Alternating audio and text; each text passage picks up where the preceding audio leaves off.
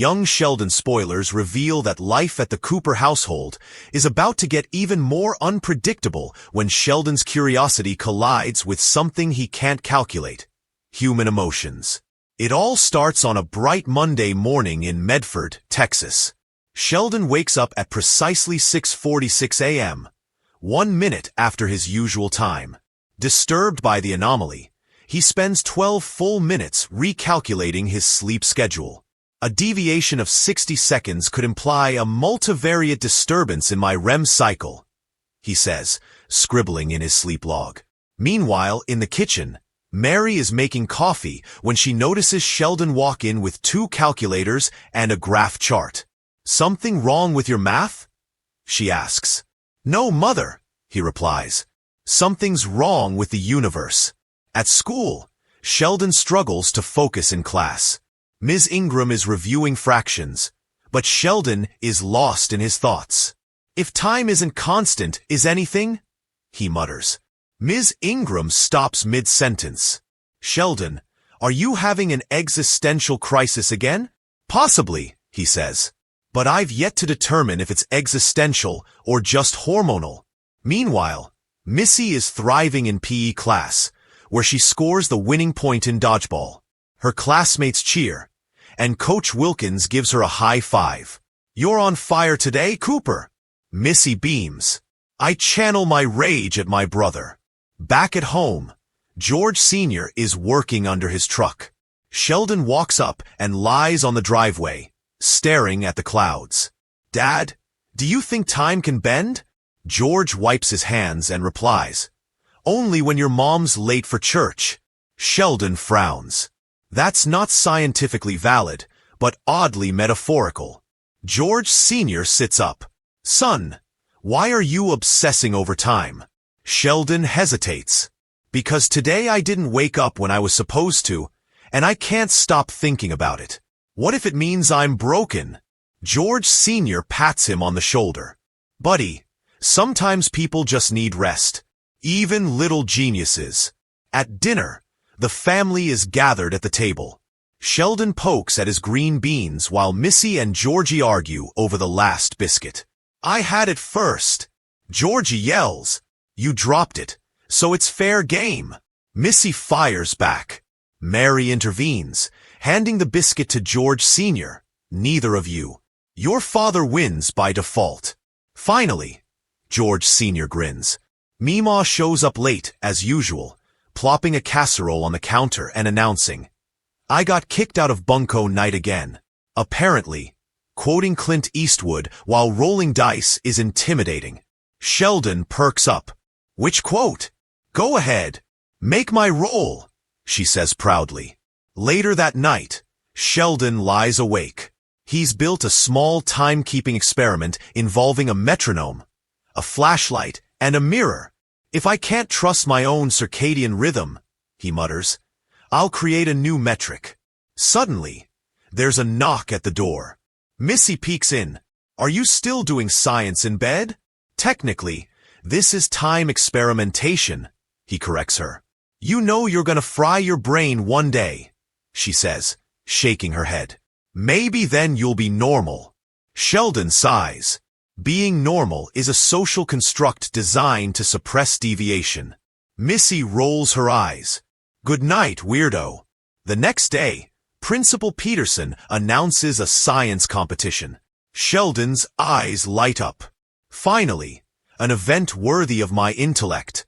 But then Peterson adds, "It's a team competition. You'll be randomly paired with someone from another grade." Sheldon panics. Random pairing introduces the possibility of incompetence. At lunch, he drafts a compatibility rubric to assess potential teammates. Meanwhile, Billy Sparks walks by and says, "I hope I get to be with you, Sheldon. We could build a potato battery." Sheldon blinks. "Billy, a potato battery cannot power anything beyond a tiny LED." "I like LEDs," Billy grins. Sheldon groans. At home, Sheldon vents to Meemaw. Being forced into teams is akin to intellectual sabotage. Meemaw, sipping a margarita, shrugs. Sometimes teamwork teaches you more than solo victory, Moonpea. I don't like learning the hard way, he says. That's why I skipped recess for 3 years. George Jr. overhears and laughs. Maybe you should just bribe the teacher. That's unethical, Sheldon replies.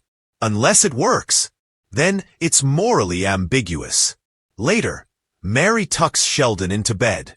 You'll do great in the science competition, even if your partner isn't a genius. I hope the universe doesn't punish me for someone else's ineptitude, Sheldon says. If it does, we'll deal with it, Mary smiles. Together. As she leaves, Sheldon whispers. Together is a relative term, especially when one brain is clearly dominant. The next morning, Sheldon arrives at school 30 minutes early, armed with a clipboard and a contingency plan for every possible teammate. He's prepared rubrics, evaluation forms, and even a flowchart titled, How to Succeed Without Sabotage. Ms. Ingram walks in with the team assignments. Sheldon Cooper, she announces. You'll be paired with Paige Swanson. Sheldon freezes. Paige Swanson? But she's smarter than you. Missy grins from the hallway. Paige walks in confidently, eyes sharp, hair braided, holding a folder labeled Project Quantum Frogs. Hello, Sheldon, she says. Try to keep up. Thus begins a scientific rivalry disguised as cooperation. Paige suggests they create a mini cloud chamber to track cosmic particles.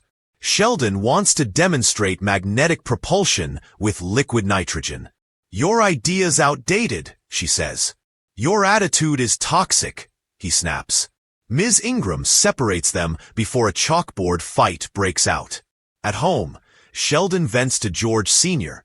How can I be expected to work with someone who doesn't understand the fundamental beauty of magnetism? George Sr. replies, Son, sometimes being part of a team means knowing when to lead and when to shut up. That advice feels blunt, Sheldon says. Blunt but useful, George grunts. Meanwhile, Mima overhears and smirks. Sounds like Moonpea met his match. Sheldon replies, It's not a match. It's a misalignment of genius.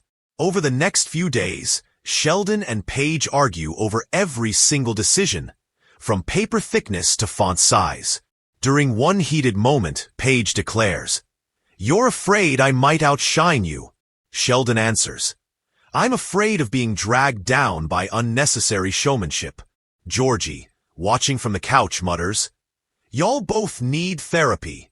In an attempt to reconcile, Sheldon brings a peace offering, a chocolate bar and a revised version of her particle design. This aligns with current CERN protocols, he explains. Paige accepts it quietly. Thanks, but I still want top billing. We'll flip a coin, Sheldon sighs. But we use a weighted one, so it's fair. Competition day arrives. The gym is full of trifold boards, model volcanoes, and nervous children. Sheldon and Paige unveil their hybrid project, a particle propulsion chamber demonstrating controlled magnetic guidance of ionized particles, complete with a tiny light-up display. Judges are impressed, but one panelist asks, Did you two really build this together? Paige and Sheldon look at each other. For once, Sheldon doesn't answer first. Paige says, Yes, every equation, every bolt, together. Even when it wasn't easy. Sheldon adds, I wanted to work alone. Sometimes collaboration yields unexpected precision. They win first place. As applause breaks out, Mary hugs Sheldon proudly. See what happens when you try? Sheldon whispers, I still prefer working alone, but I now understand why some scientists publish in pairs. Later at home, the family celebrates with ice cream. Missy says, If I had a partner, I'd pick Billy Sparks. He lets me do all the work. Georgie laughs. Sounds like my last date. George Sr. chuckles. At least nobody blew anything up. Mima adds, Not yet. Give Sheldon a soldering gun and 5 minutes. As the night winds down, Sheldon sits alone at his desk, holding the tiny trophy. He opens his journal and writes, Day 1 post-collaboration. Theory confirmed. Shared intelligence can magnify results. Still prefer solitude. But maybe there's room for occasional cooperation. In moderation. He places the trophy beside his Nobel Prize fantasy drawing, smiles softly, and turns off the light. Time for rest, he says. And no recalculations tonight. But she taught me. Sometimes collaboration yields unexpected precision. They win first place. As applause breaks out, Mary hugs Sheldon proudly. See what happens when you try? Sheldon whispers. I still prefer working alone. But I now understand why some scientists publish in pairs. Later at home, the family celebrates with ice cream. Missy says, If I had a partner, I'd pick Billy Sparks. He lets me do all the work. Georgie laughs. Sounds like my last date. George Sr. chuckles. At least nobody blew anything up. Mima adds, Not yet. Give Sheldon a soldering gun and 5 minutes. As the night winds down, Sheldon sits alone at his desk, holding the tiny trophy. He opens his journal and writes, Day 1 post-collaboration. Theory confirmed. Shared intelligence can magnify results. Still prefer solitude. But maybe there's room for occasional cooperation. In moderation. He places the trophy beside his Nobel Prize fantasy drawing, smiles softly, and turns off the light. Time for rest, he says. And no recalculations tonight.